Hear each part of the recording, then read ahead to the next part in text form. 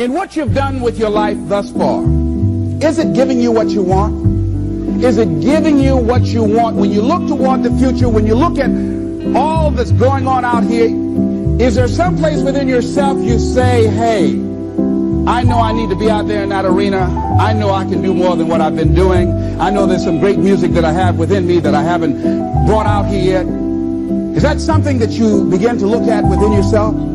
See, I say if you look at your life, and if you're not getting what you want, you owe it to yourself to do something differently. If you own a job, 85%, they say, of Americans go to jobs that they're unhappy. If you're doing something 8 hours a day that you don't like, it's not giving you what you want, it's not giving you a strong feeling of satisfaction and fulfillment. You're miserable, you hate to go there, you're depressed just thinking about it. You sing the "Thank God It's Friday" song every week. If that's what it is, you owe it to yourself to start strategically working to change directions. See, but you know what most people will do? Most people will resist change. Most people will fight change as if change would be worse than what they're experiencing. See, they know this. They're familiar with this. Most people will not challenge the unknown. They won't just step out there. See, there are certain things that's got to be in place. They got to see it all together. And life isn't like that. That's not how you grow. So as you look at your life, you're saying, I'm not getting what I want. As you begin to look toward the future, begin to know that whatever it takes for you to create that, you've got that in you. You've got that. You've got genius in you. You've got goodness in you. You've got creativeness in you. If you decide to take the initiative to change the current quality of your life, I say to you that you will find that the universe is on your side.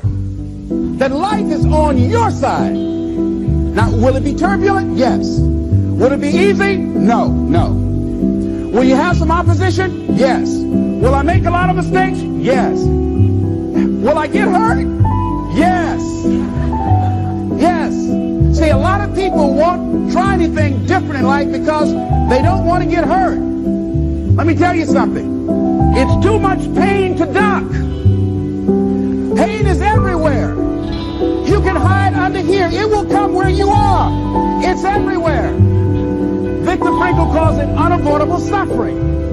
You can't duck it. But most people spend their life not wanting to deal with the pain of rejection, the pain of defeat, the pain of being disappointed, the pain of losing, the pain of failure, the pain of being criticized, the pain of not being liked, the pain. That's called life. Life is full of pain.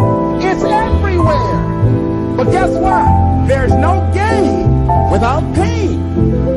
Because it's the pain of regret that you experience. If I had it to do over again, that's a pain. Don't you know that's a, when you know, I was in a seminar once and this lady stood up. If I had my life to live over again, she talked about all of the things that she would do. And you can feel the pain of regret in her voice. The pain of regret. She still experienced pain. She was trying not to experience the pain of defeat, the pain of disappointment, the pain of loss, the pain of lack of support. And she still experienced pain. It was right there. We can't get around it. Most people are governed by their habits, their fears, and the opinions of others.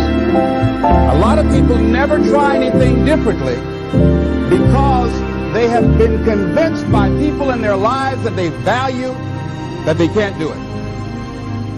They're living within the context of the opinions that other people have of them, the low expectations. Many people doubt themselves because when they thought about doing something at some critical point in their lives, somebody they respected and honored, somebody they believed in, somebody that they loved, someone they trusted said, you can't do that. And they accepted that. As you look at your life, ask yourself the question, What would your life be like? What would your life look like if you decided not to care what people thought of you?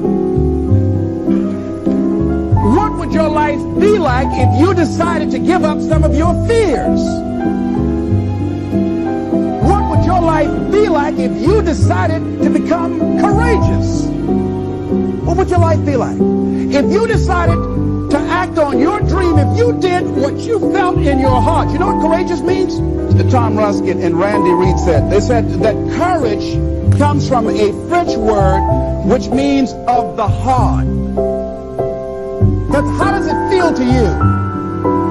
He says it's courage, you know, it takes courage to live. Says most people go through life not allowing themselves to step out because they don't want to let go. They don't want to be blown around. They don't want to be moved. The courage to face life's whirling wind of contradictions. The courage to love yourself. The courage to love. For years, I was afraid to love. The courage to take a chance. The courage to be who you are. He says courage isn't for somebody else, for medals, applause, or moral debts. Courage is what at that moment feels most right for you. Not just situational ethics, but what feels right in your heart, the word of the heart, what feels right in your heart. One great philosopher says cowards die many times before their death. The valiant never taste of death but once. What does that mean? The valiant people aren't afraid? No. It means that they experience that fear and they move forward. They move forward anyhow. Many people are dead now. Many people are allowing their dreams to die. Many people are allowing their ideas to lie dormant and collect dust. Many people have all this talent and ability that they are allowing to be buried inside of them, that they will take with them to their graves because they didn't have the courage to be who they are. And I say, as you begin to look toward the future and manifesting your greatness, it's going to take everything in you, that your life deserves the concentrated effort to begin to look at how is it that I can express more of me. How is it that I can bring my ideas out here now? How is it? And start living with a sense of urgency, because you're here today, you're gone today. Life is unpredictable. It's uncertain. There are no guarantees. No guarantees out here at all. So holding back, what are you waiting on? Ask yourself, what's the benefit of your waiting? What's the benefit of your not living your dream? What's the benefit of not listening to yourself? Oh, please, listen to yourself. You know the feelings. If you start listening to the feelings in your heart, and I'm doing it now more every day, I find that my feelings, I can trust them. And I say to you that as you look toward the future, you look at life on a daily basis, if there's something that you have been given, if you've heard something within yourself that you know that what you're doing now doesn't fit for you, it doesn't work for you, it's not giving you what you want, and there's something else that you want to do, don't allow that inner doubt in you to talk you out of it, to build a case on why you can't have it, to tell you why you're not good enough. You ignore that inner voice and all of the external voices. Don't judge the possibilities for what you can do based upon the circumstances, because the circumstances won't determine who you are. Don't determine what you're able to do based upon your resources. Don't determine what's possible for you based upon where your life is right now. Where your life is right now is not you. That's just what it is right now. But the possibilities for you are unlimited. If you're in a rebuilding process, it's unlimited. If you're coming back from adversity and devastation, it's unlimited of what you can do. That's the capacity of human beings. It doesn't matter how many mistakes you've made. It doesn't matter how many flops you've had. It doesn't matter how much money you've lost. In fact, I see it only as an investment of what you learn from life. Not losses, but investments of what's possible for you. And I say to you that once you start listening to yourself, and as you begin to act on your dream, as you start just trying to find your way, doing what you can with what you have, you will start seeing things opening up for you. You'll start attracting people. You say, where'd they come from? things will start coming together, clicking for you. You say, whoa, you start brainstorming. Ideas will come out of nowhere as you focus on it. The key to it is to begin to focus on what it is you want to do. Why, Les? Why is that important? Because as you focus on that which you want to do, that which we focus on, that which we give our energy to, it will begin to multiply. It will begin to expand. It will begin to develop your consciousness. And out of that comes your greatness. Out of that comes a commitment. Out of that comes a passion for life. Out of that comes a special power that you have in you that you haven't even called on yet. See, the powers that we have will never reveal themselves if we don't challenge them, if we don't put ourselves in a position where we have to use them. So one of the most important things is reading a book that's a really interesting book called Instant Millionaire, and the guy said, put yourself in a position where you can't retreat, where it's do or die, sink or swim. Here's what you'll find out. You'll develop incredible swimming skills. You'll find yourself stroking out like you've ever seen before. Through the inspiration of desperation, you'll become more creative than ever before. So what is it? How do we handle that whole piece? Throw your whole self into it. See, most people go at it tentatively. They don't give all their stuff. They don't concentrate.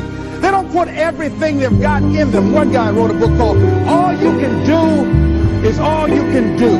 And all you can do is enough. But he said, make sure you do all you can do. And if we're honest this evening, we know that we haven't done all we can do. So as we look at the future, we can decide that from this day forward, as I look at my personal relationships, if I look at my professional relationships, if I look at my family relationships, as I look at all the dimensions of my life, looking at myself mentally, emotionally, spiritually, I'm going to do all I can do to develop me, to bring my talent out here, to make a contribution to life. I want to make it in life, he said, number one, develop your mind. You don't get in life what you want, you get in life what you are. Number two, develop your communication skills. Once you open your mouth, you tell the world who you are. Three, practice the principle of OQP. Only quality people. Let us say together, only quality people. As you think about your goals and dreams, this is not for everybody. You want to build an organization with only quality people. Not people who need more, but people who want more. You want to surround yourself with people that are hungry. People that are hungry are willing to do the things today others won't do in order to have the things tomorrow others won't have. People that are hungry do what they know, not what they feel. See, I didn't do this for years because I knew it would be hard. And Mr. Washington said something to me. Mike Williams, my mentor, you want to go online and find his book, The Road to Your Best Stuff. He said something that grabbed me, and I want you to put this someplace where you can see it. See, you build this business through persistence. You got to affirm, I will persist until I succeed.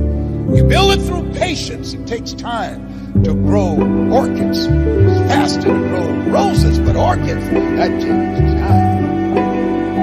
You have to have persistence, you have to have patience and perseverance.